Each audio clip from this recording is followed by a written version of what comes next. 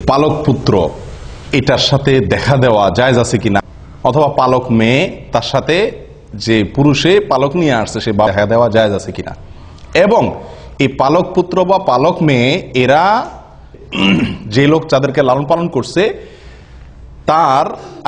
তাকে বাবা বা মা হিসাবে ডাকা সম্বোধন করা জায়েজ আছে কিনা, এবং এই যে লোক তাদেরকে লালন পালন করছে সে পালক ছেলে পালক মেয়ে তারা ওই ব্যক্তির মারা যাওয়ার পরে তার সম্পত্তির ভাগ পাবে কিনা।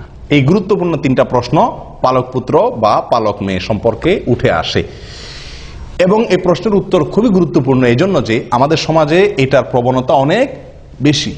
মানুষ পালক পুত্র রাখে, পালক মেয়ে রাখে, এবং এদেরকে মোটামুটি নিজের ছেলে হিসেবে সব জায়গায় পরিচয় করায়, আর এরাও ওই লোকের বাবা এবং তার স্ত্রীকে মা ডাকে, আর সমাজের লোকও আমরা সবাই ওই ছেলেকে অমুকের ছেলে বলি আর ওই লোকের অমুকের বাপ বলি, ঠিক না ঠিক? এটি শরীরের দৃষ্টিতে নাজায়েজ একটি কাজ, আমরা অনেকেই জানি না, অনেকেরই এই বিষয়ে হয়তো জানা নাই। এটি নিষিদ্ধ, আল্লাহ সুবহানাহু ওয়া তাআলা সরাসরি নিষেধ করেছেন কোরআনে কারীমে। আল্লাহ বলেছেন উদউহুম লিআবাইহিম, আল্লাহ তাআলা বলেছেন মা জাআলা আদিয়াআকুম আবনাআকুম, তোমরা যে পালক পুত্র রাখো পালক মেয়ে রাখো এরা কোনোদিনই তোমাদের মেয়েও না ছেলেও না।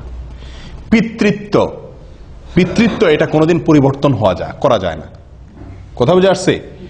আপনাকে যিনি জন্ম দিয়েছেন তিনি আপনার বাবা, জীবনে একবারের জন্য আপনার ভরণ পোষণ দেন নাই, তারপরও তিনি আপনার বাবা, আপনার প্রতি অবিচার করছেন, খোঁজ খবর নেন নাই, চলে গেছেন, তবুও তিনি আপনার বাবা। আমি কি বুঝাতে পারছি?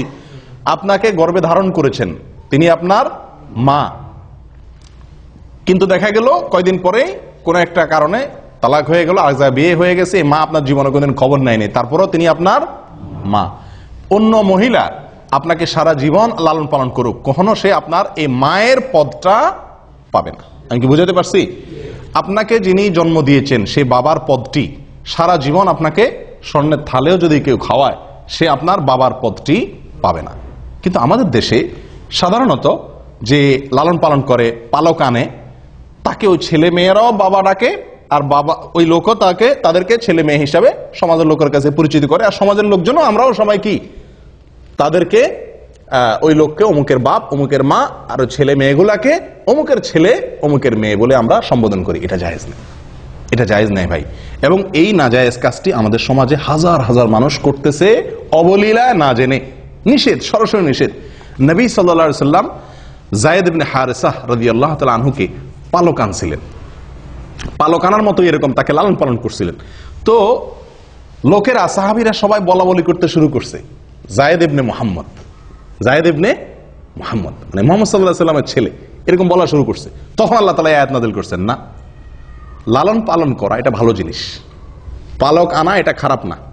বিশেষ করে যদি পালকটা এই জন্য আনা হয় যে আপনি একটা শিশুকে কি করলেন, ভরণ পোষণের ব্যবস্থা করলেন, তার অভিভাবক হলেন, তার পড়াশোনার ব্যবস্থা করলেন, তাকে শিক্ষিত করলেন, তাকে বড় করে দিলেন, লালন পালন করে দিলেন, এটা ভালো কাজ। বিশেষ করে যদি কোনো গরিবের সহায়তার জন্য হয়, অথবা কোনো ছেলে মেয়ের মা বাপ নাই বা তারা খরচ দিতে পারে না, এক্ষেত্রে যদি আপনি লালন পালন করেন এটা অত্যন্ত কি ভালো কাজ। কিন্তু আপনি লালন পালনের বিনিময়ে কখনো তার বাবা হতে পারবেন না, আর ছেলেও আপনার কোনোদিন ছেলে অথবা মেয়ে আপনার কোনোদিন মেয়ে হতে পারবে না। আমি কি কথা বুঝাতে পারছি? এটা সরাসরি নিষেধ করেন না। নবী সাল্লাল্লাহু আলাইহি সাল্লামের বেলায় এই সুযোগ হয় নাই, তাহলে আমাদের বেলায় কি এই সুযোগ হওয়ার সুযোগ আছে? আর নাই, কারোর জন্য নাই। এখন কথা হলো, আমাদের দেশে যে পালক পুত্র পালক মেয়ে আনে, বেশিরভাগ মানুষ আনে কি জন্য? নিজের হয়তো ছেলে হয় না, মেয়ে হয় না, যার ছেলে হয় না সে একটা ছেলে আনে, যার মেয়ে হয় না সে একটা মেয়ে আনে, যার কিছুই হয় না সে ছেলে মেয়ে একটা কিছু আনে, ঠিক না ভাই? ঠিক। আমরা আনি নিজেদের সুবিধার জন্য, ওই বাচ্চার সুবিধার জন্য আমরা আনি না, ঠিক না ভাই? ঠিক। এখন যদি বাপই না ডাকে, মাই না ডাকে, তো আর লাভ কি? এরকম একটা ভাব থাকে না? জায়েজ নাই। এখন আপনি কি করবেন সেটা আপনার বিষয়। বাপ মা ডাকা কি নাই? জায়েজ নেই। এবং এই নাজায়েজ কাজটি অবলীলায় আমরা হাজার হাজার মানুষ করছি। একটি মাসআলা গেল। এখানে প্রসঙ্গে আরেকটি কথা বলতে চাই, অনেক সময় পয়সার বিনিময়ে আনা হয়। খেয়াল করছেন আপনারা যে গরিব মানুষ তার বাচ্চাটা কিনে নিয়ে আসে, এটা আরেক হারাম কাজ। মানুষ ক্রয় বিক্রয় করার কোনো অধিকার ইসলাম আপনাকে দেয় নাই। যে মা বিক্রি করছে, যে বাপ বিক্রি করছে, তারাও কবিরা গুনাহ করছে, আর আপনি এটা পণ্য নয়, আপনি কিনছেন, আপনিও গুনাহগার। আমি কি বুঝাতে পারছি? হ্যাঁ, সে তার সন্তানটা আপনাকে লালন পালন করার সুযোগ দিছে, আপনার কাছে আছে, সে হিসাবে আপনি তা কি করলেন, খুশি হয়ে তারা কিছু হাদিয়া তোফা দিলেন, সেটা ভিন্ন জিনিস। যে তার মন খারাপ হতে পারে, তার একটু আমি সহযোগিতা করলাম, সেটা ভিন্ন জিনিস। কিন্তু এর চাইতে বড় বিষয় হলো, আপনি যদি 1 কোটি 10 কোটি 20 কোটি 50 কোটি না সারা পৃথিবীও দিয়ে দেন, কাকে? ওই সন্তানের গর্ভধারিণী মাকে, তার জন্মদানকারী বাবাকে, তবুও আপনি কোনোদিন তার বাবা এবং মা হতে পারবেন না। এই সুযোগ নাই। মনে চাইতেছে বাচ্চা পালন করার, পালন, পালাতে বাধা নেই, কিন্তু বাবা হতে পারবেন না, মাও হতে পারবেন না। দ্বিতীয় কথা হলো, এই যে সন্তানটা, এই সন্তানটা বড় হইলে, ছেলে হইলে, ওই যে মহিলার ঘরে লালন পালন হয়েছে, সে মহিলার সঙ্গে তার পর্দা করা কি ফরজ, কারণ এই সন্তান তার কি না, পেটের সন্তান না। আবার যদি মেয়ে লালন পালন করে, তাহলে যে বাবা মতো যে লালন পালন করছে, যার বাসা লালিত পালিত হয়েছে, ওই পুরুষের সাথে এই মেয়ের দেখা দেওয়া কি হারাম। আমি কি বুঝাতে পারছি? কিন্তু এটার উপরে আমল করে কে? এখন কথা হলো, একই ঘরে থাকলে এই ছেলেকে এই মেয়েকে সারা জীবন লালন পালন করলাম, ছেলের মতো মেয়ের মতো করে, তার বাপ মা খুশি হয়ে আমার কাছে লালন পালন করার সুযোগ দিছে, তো এটা কিভাবে সম্ভব যে তার সাথে পর্দা করব?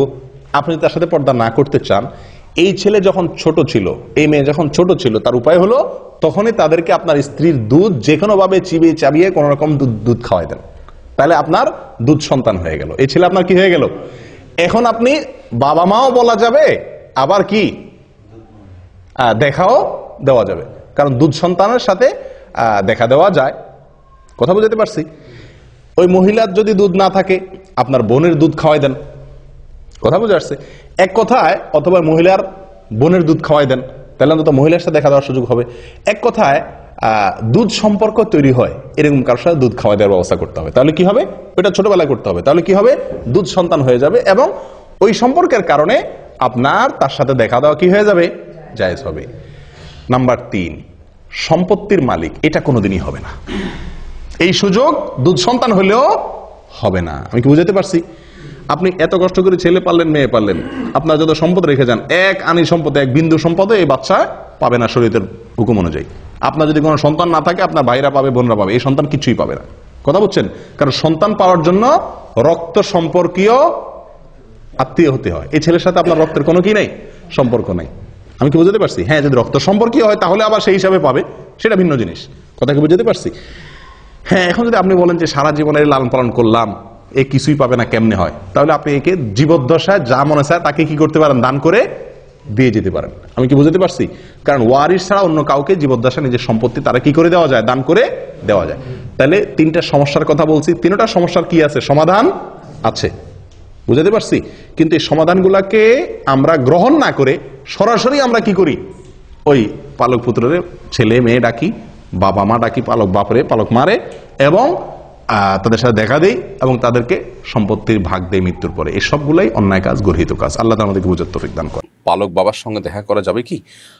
পালক বাবা যেহেতু আসলে কোনো বাবা নন, অতএব তার সাথে দেখা দেওয়া যাবে না। ধরুন একজন নারী, তিনি কারোর দ্বারায় লালিত পালিত হয়েছেন, কোন এক ভদ্রলোক তাকে লালন পালন করেছেন, সন্দেহাতীতভাবে যিনি লালন পালন করেছেন তার প্রতি তিনি কৃতজ্ঞ থাকবেন, সাধ্য অনুযায়ী তার এই নেয়ামতের বদলা দেওয়ার চেষ্টা করবেন, সেটি ঠিক আছে। কিন্তু তাই বলে তিনি তো তার বাবা নন, যার কারণে তার সাথে তিনি দেখা দিতে পারবেন না যদি তার গায়ের মাহরম হন। আর যদি মাহরমের মধ্যে হয়, ধরেন চাচাই লালন পালন করলেন, তাহলে চাচার সাথে এমনি দেখা দেওয়া যায়, সেই হিসেবে দেখা দিতে পারেন।